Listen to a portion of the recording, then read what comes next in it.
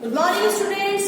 Let's start our today's lesson with the same chapter, magnetic field and magnetic effect of electric current. तो हम magnetic effect पढ़ रहे हैं electric current का। तो हमारे प्रीवियस लेसन में हमने क्या पढ़ा कि किस तरीके से स्ट्रेट करंट कैरिंग कंडक्टर से मैग्नेटिक फील्ड प्रोड्यूस होता है। उसमें हमने एक स्ट्रेट करंट कैरिंग कंडक्टर लिया था in the form of thick copper wire. And in this lesson, we are going to study that on what factors the strength of magnetic field depends. अगर हम ये बात कर रहे हैं कि स्ट्रेट करंट कैरिंग कंडक्टर की वजह से मैग्नेटिक फील्ड प्रोड्यूस हो रहा है उसके चारों तरफ, वो किन फैक्टर्स पे डिपेंड करता है।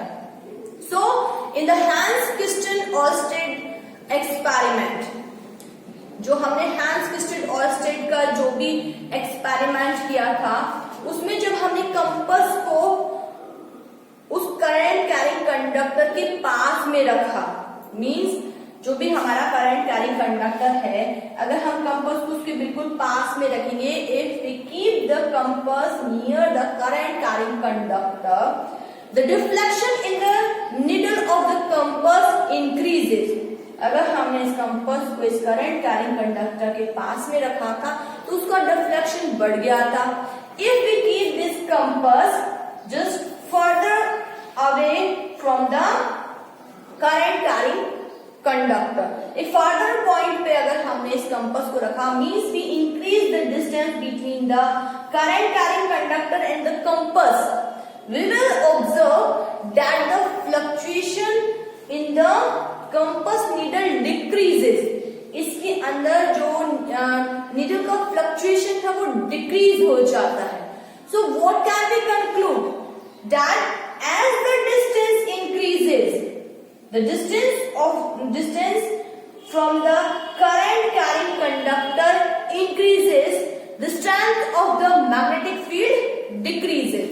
जैसे जैसे हम इससे करंट कैरिंग कंडक्टर से ये डिस्टेंस, जिसको कि हम R मान रहे हैं, अगर इस डिस्टेंस को हम इंक्रीज करते जाते हैं तो वैसे वैसे मैग्नेटिक फील्ड की जो स्ट्रेंथ होती है वो कम होती जाती है। जितना हम उसके पास आते जाएंगे करंट कैरिंग कंडक्टर के, उतनी ही मैग्नेटिक फील्ड ज्यादा होता जाएगा, उसकी स्ट्रेंथ ज्यादा होती जाएगी। जैसे जैसे दूर जाते जाएंगे उससे, वैसे वैसे उसकी स्ट्रेंथ कम होती जाएगी।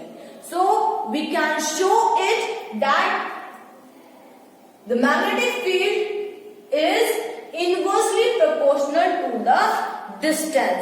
तो हम इसको ये शो कर सकते हैं कि जो मैग्नेटिक फील्ड है वो डिस्टेंस से, उस करंट कैरिंग कंडक्टर से डिस्टेंस की क्या है, इनवर्सली प्रोपोर्शनल है। क्योंकि अगर डिस्टेंस इंक्रीज होती है तो मैग्नेटिक फील्ड डिक्रीज होता है, और अगर ये डिक्रीज होती है, डिस्टेंस डिक्रीज होती है, तो मैग्नेटिक फील्ड इंक्रीज होता है। So we can conclude that the magnetic field is inversely proportional to the distance from the current carrying conductor. तो हमने ये कंक्लूजन निकाला और ये हमारा एक फैक्टर हो गया that it depends on the distance from the conductor. Distance पे डिपेंड करता है magnetic field. Second factor is the current flowing through the conductor.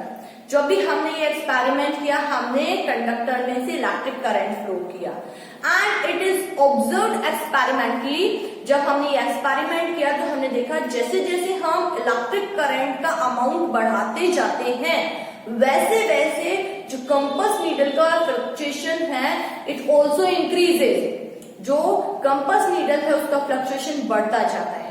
Means अगर करंट ज्यादा है तो फ्लक्चुएशन ज्यादा है, और अगर हमने करंट को कम कर दिया तो फ्लक्चुएशन भी क्या हो गया, कम हो गया। It means we can conclude that the magnetic field also depends on the current which is flowing in the conductor। जो मैग्नेटिक फील्ड है वो करंट पर भी डिपेंड कर रहा है, और इसके अकॉर्डिंग हमने क्या रिलेशनशिप निकाला, that magnetic field is directly proportional to the electric current. जो हमने बताया कि अगर इलेक्ट्रिक करंट इंक्रीज किया तो मैग्नेटिक फील्ड भी क्या हुआ, इंक्रीज हुआ। अगर हमने इलेक्ट्रिक करंट को कम कर दिया तो मैग्नेटिक फील्ड भी कम हो गया, जो कि किससे शो हुआ? कंपास नीडल के फ्लक्चुएशन से। अगर इलेक्ट्रिक करंट बढ़ा दिया तो फ्लक्चुएशन बढ़ गया था, और अगर इलेक्ट्रिक करंट कम कर दिया था तो फ्लक्चुएशन भी कम हो गया था। इसके बेसिस पे हमने निकाल लिया कि magnetic field is directly proportional to the electric current which is flowing through the conductor. So there are two factors. First is the current flowing through the conductor, जो कि डायरेक्टली प्रोपोर्शनल होता है। Second is the distance from the conductor, जिसको हमने R से denote किया है। So magnetic field is inversely proportional to the distance from the conductor.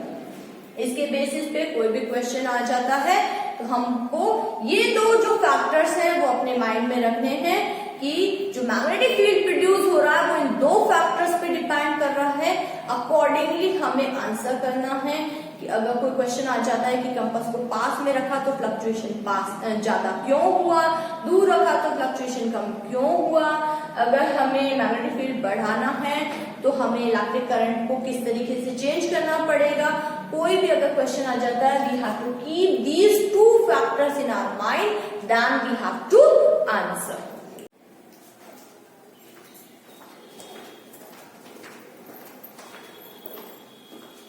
So students, so these are the factors on which the magnetic field depends. Now if you want to know the direction of the magnetic field produced by the current carrying straight conductor, we can use a rule that is called right hand thumb rule. अगर हम किसी current carrying conductor की वजह से जो magnetic field produce हो रहा है उसकी डायरेक्शन जानना चाहते हैं तो हमें यूज करना पड़ेगा right hand thumb rule. What is right hand thumb rule? That if we hold the straight current carrying conductor, ये हमारा स्ट्रेट करंट कैरिंग कंडक्टर जिसमें कि इलेक्ट्रिक करंट फ्लो हो रहा है। If we hold it in our right hand, इस तरीके से हमने इसको राइट हैंड में होल्ड किया है, so that the thumb point towards the direction of the electric current. अगर हम ये मान रहे हैं कि इस करंट कैरिंग कंडक्टर में ऊपर की तरफ इलेक्ट्रिक करंट फ्लो हो रहा है तो हमारा जो थंब है it will show the direction of the electric current and this curled fingers will show the direction of the magnetic field. हमारी ये जो कर्ल्ड फिंगर्स हैं वो मैग्नेटिक फील्ड की डायरेक्शन को शो करेंगे। I have shown this in this diagram कि अगर ये हमारा करंट कैरिंग कंडक्टर है, हमने इसको इस तरीके से होल्ड किया है अपने राइट हैंड में कि ये हमारा करंट कैरिंग कंडक्टर इस तरीके से हमने होल्ड किया है। So this is the thumb shows the direction of the electric current and the curled finger shows the magnetic field direction. तो हम यहाँ पे इस तरीके से देख सकते हैं कि ये हमारा करंट कैरिंग कंडक्टर है, इसमें अगर इलेक्ट्रिक करंट की डायरेक्शन ऊपर की तरफ है तो हमारी फिंगर्स इस तरीके से जा रही है, इधर की तरफ मूव कर रही है, means they are anti clockwise. तो हमने यहाँ पे मैग्नेटिक फील्ड की डायरेक्शन को एंटी क्लॉकवाइज शो किया है। अगर हम इसमें इलेक्ट्रिक करंट की डायरेक्शन को चेंज कर दें, अभी तो हमने ये लिया है कि ये जो करंट कैरिंग कंडक्टर है इसमें इलेक्ट्रिक करंट की डायरेक्शन ऊपर की तरफ है, अपवर्ड्स है। अब हम ये माने कि हमने बैटरी को रिवर्स कर दिया है जिसकी वजह से इलेक्ट्रिक करंट की डायरेक्शन रिवर्स हो गई है, नीचे की तरफ हो गई है, तो हमारा ये जो डायरेक्शन है ये रिवर्स हो जाएगी, इस तरीके से हो जाएगी। अब हमारी इलेक्ट्रिक करंट की डायरेक्शन टुवर्ड्स डाउन है, मींस टुवर्ड्स द अर्थ है, नीचे की तरफ है। और अगर हमारी इलेक्ट्रिक करंट की डायरेक्शन ये है, we can see the direction of the magnetic field that is clockwise. इस तरीके से हमारी जो ये फिंगर्स है वो की डायरेक्शन है, means the direction of the electric magnetic field is clockwise. तो अगर हमने यहाँ पे ये इलेक्ट्रिक करंट की डायरेक्शन हमने टूवर्ड्स डाउन कर दी, नीचे की तरफ कर दी है, तो ये हमारा अब हमारा ये हैंड जो है वो इस तरीके से आ जाएगा। हमने इसको इस तरीके से होल्ड किया है, ये जो थंब है वो हमारा इलेक्ट्रिक करंट की डायरेक्शन को शो कर रहा है and these curved fingers are showing the direction of the magnetic field. यानी कि अगर हमने डायरेक्शन नीचे कर दी है तो अब ये डायरेक्शन जो कि पहले एंटी क्लॉकवाइज थी अब क्या हो गई है क्लॉकवाइज। तो अगर हमने ये चेंज कर दिया तो मैग्नेटिक फील्ड की डायरेक्शन भी चेंज हो गई है। और जब हमने इसको चेंज किया नीचे की तरफ किया तो ये हो गई है क्लॉकवाइज। तो हमने इसको क्लॉकवाइज शो कर दिया। और जब ये अपवर्ड्स था तब ये कैसे थी, जब ये अपवर्ड था इलेक्ट्रिक करंट तो ये कैसे थी एंटी क्लॉकवाइज। तो by using the right hand thumb rule we can know the direction of magnetic field. Magnetic field की डायरेक्शन को पता कर सकते हैं। सो do practice of this and by using it we can know the direction of magnetic field. That's all for the day. Thank you and have a nice day.